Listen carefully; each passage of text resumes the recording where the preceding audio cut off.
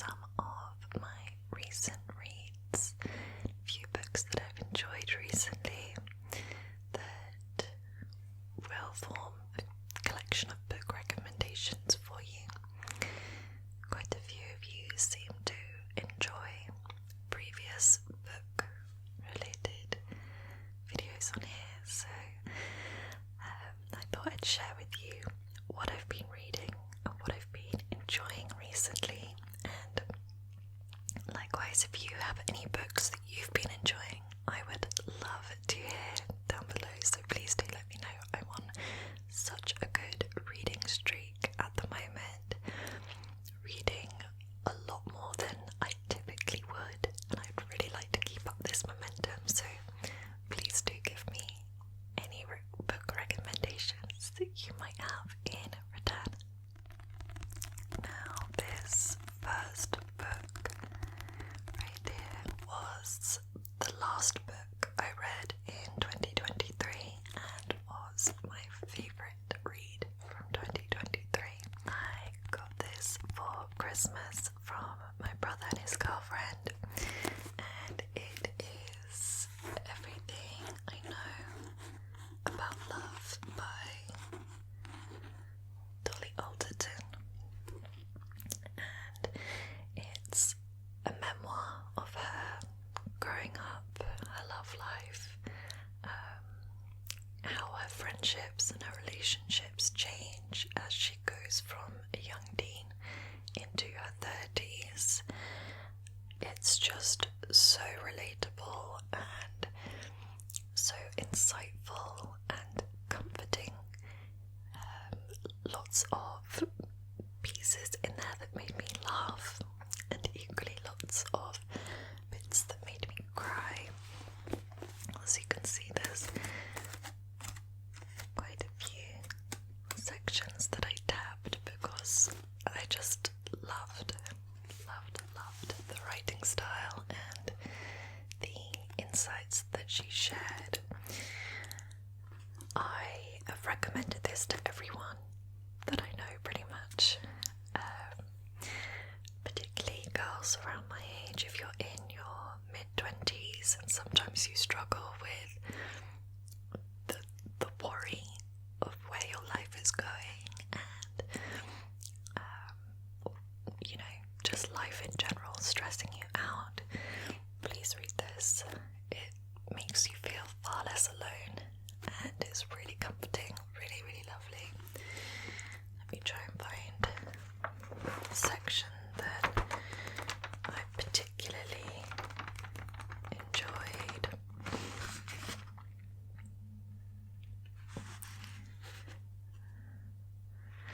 Okay, let's read this one section here that I highlighted, and this is 28 lessons learned in 28 years.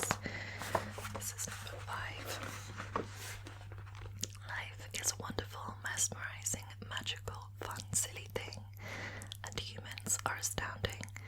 We all know we're going to die, and yet we still live. We shout and curse and care when the full bin bag breaks.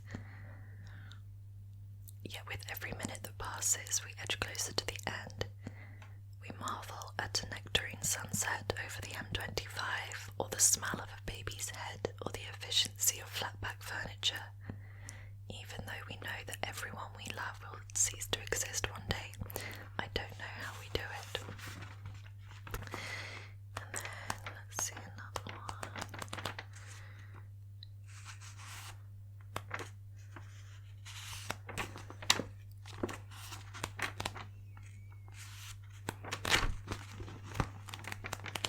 And then another bit I loved was swim naked in the sea at every possible opportunity. Go out of your way to do it. If you're driving somewhere faintly near the coast and you smell the salty lick of the sea in the air, park the car, take off your clothes, and don't stop running until you're tits deep in icy ocean. Which I love because I agree, swimming naked is the best thing ever. Obviously wouldn't want to do that at a crowded beach, but yeah, just so many life lessons in this little book, and it made me feel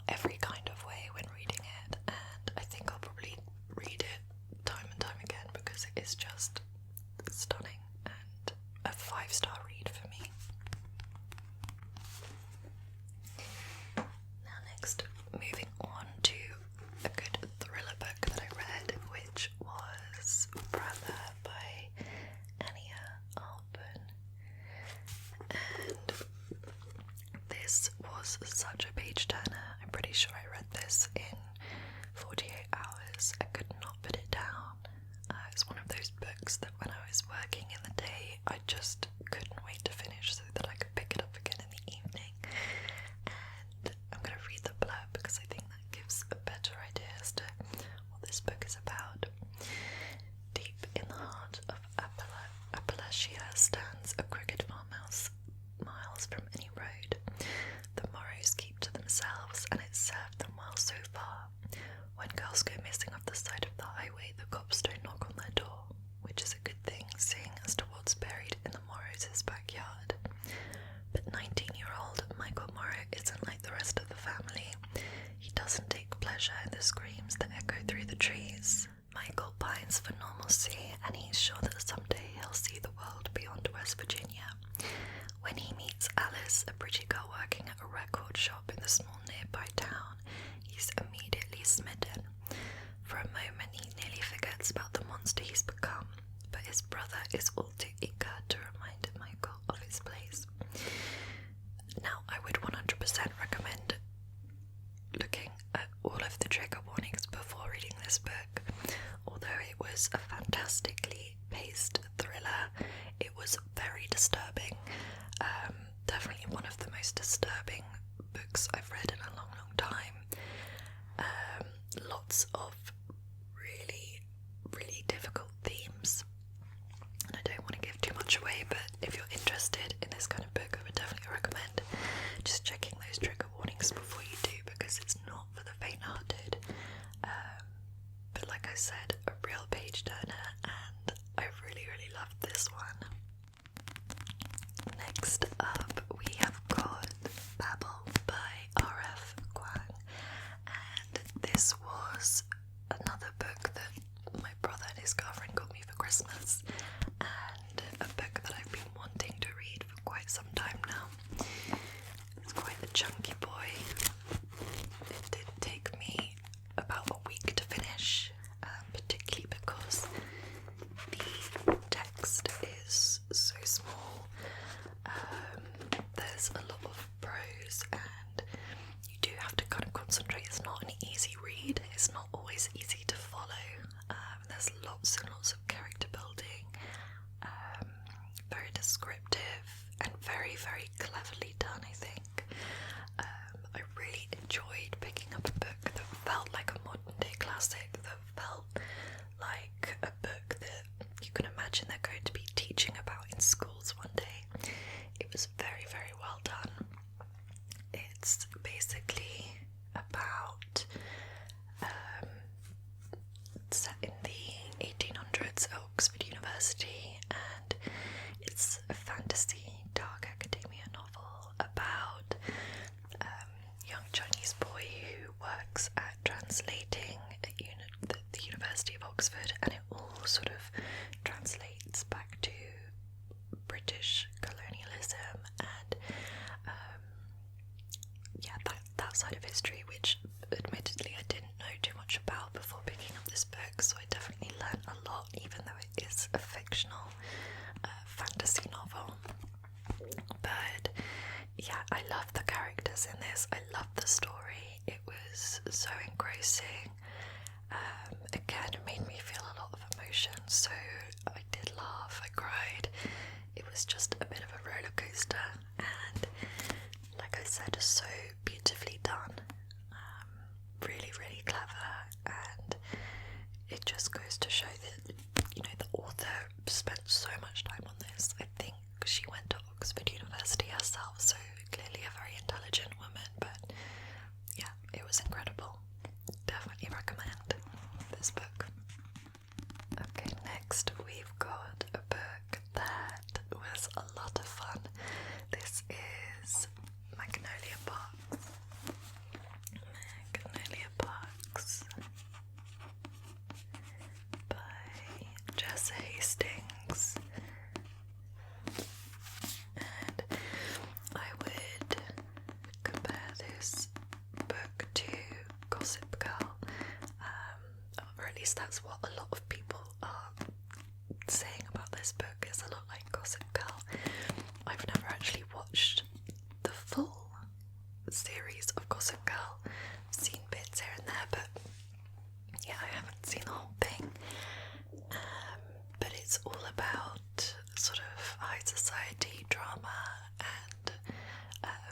gossip, lots and lots of drama, which I love, particularly in a book.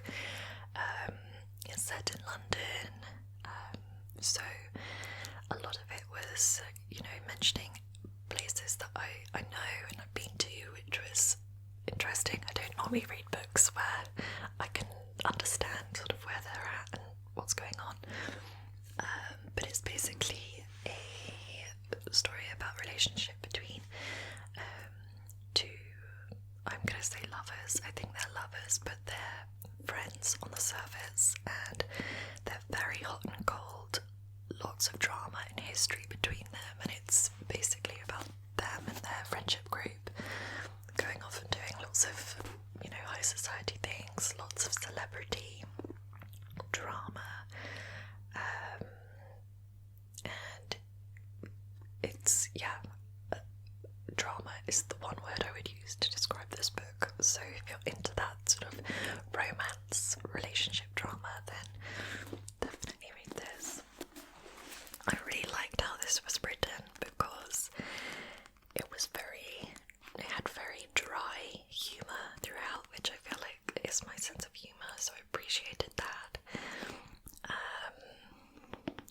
As much as I enjoyed the characters, they also did really frustrate me, but I quite like that. I quite like having an unlikable character. It's like when you follow someone on social media, not because you like them necessarily, but quite the opposite. You don't like them, but you just find them fascinating. And that's what these characters were like. I think there are a few other books in this series that I haven't got yet or haven't read, but I look forward to doing so, as this was a nice, fun read amongst all of the more sort of dark and difficult books I've been reading recently. I don't even know where to begin with this book. A Little Life by Hanya Yanagihara. Sorry, I think I must have butchered that name. If you know, you know. I had no idea what to expect with this book before picking it up, aside from the fact that it was going to be an emotional roller coaster, and boy, this was a very harrowing, depressing read. Again, I tapped quite a lot of this book because although it was very, very sad, there were also a lot of beautiful sections, really, again, beautifully written, a lot of life lessons dotted amongst all of the tragedy that takes place in this book, but really, really stunning. I really enjoyed the writing style of this. However, I would say that it is about 200 pages too long. I think there's about 720 pages to this, so it is chunky, and at times I was reading it and thinking this could have been condensed to make it flow a little bit more. But I have been doing some research. I like to research reviews and deeper meaning to each book that I've read after reading it, just to see if there were any points of view that I missed when I was reading it myself. I love to see other people's thoughts on a book, see if they match my own, on Goodreads, and I saw one really interesting take on it that was that the author had intentionally made this quite a slow and long read to tie into the main character's view in life, and if you read it and you know the main character, that would make total sense. The main character is a very troubled, damaged individual with a history of abuse and trauma, and it's all about him and his three best friends navigating their life in New York from college up until they're middle-aged men. So a lot of the book is about friendship and, you know, life lessons, which I loved. But it's all about unpacking the really dark and sad history of the main character. Like I said, at times it's really, really difficult to read because it is just so tragic and just so sad. But there are times throughout the book where it is heartwarming and, you know, gives you a bit of hope. Again, I would definitely recommend checking trigger warnings here because it covers a lot of dark subjects, so read your trigger warnings. But again, I do think this is a sort of modern day classic. It explores themes of sexuality, racism, class, that kind of thing, which, yeah, really, really interesting to read about. And everyone seems to be talking about it. I spent a lot of time browsing BookTok on TikTok, and this book came up a lot, which is what made me want to read it, and really glad I did. Although my heart is a little bit broken after reading it, it was really, really fantastic read. One I'd recommend to anyone. Okay, so those are some of my recent reads. I'm next going to share with you my current read, so what I'm reading currently. And I'm not far into this book at all, but I know I'm going to love it. And this book is remarkably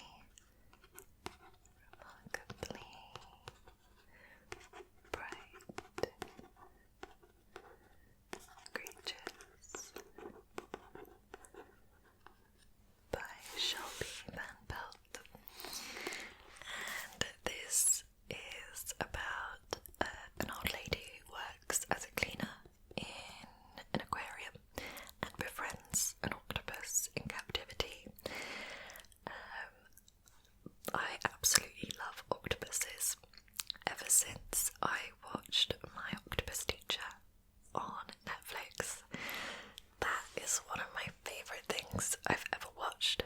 I cry every time, and it was just so beautifully done, and it really explores how octopuses are really intelligent creatures, and you know, up there with domesticated dogs, which are again very intelligent creatures that have emotion, have feelings, and octopuses are very similar in that sense. And yeah, it's just a really heartwarming, funny read so far. I'm really, really enjoying it, although I know it's going to be sad. I get that vibe, but I quite like that. I like having a heartwarming, emotional read. And like I said, I'm not far in at all. Yeah, about 20 pages, but I'm loving it so far. I can already tell that I'm enjoying the writing style, I'm enjoying the humour throughout. It's, yeah, just lovely, and I'm excited to see how the rest of it goes. Got this little bookmark as well, which is so cute. It's got my initial on it. This is from my brother and his girlfriend again for Christmas. They got me a lot of book-related Christmas presents, which is lovely. But yeah, super, super cute. And then after I have finished Remarkably Bright Creatures, I am wanting to go on to read Tomorrow by Gabrielle Sevin, another book that I just see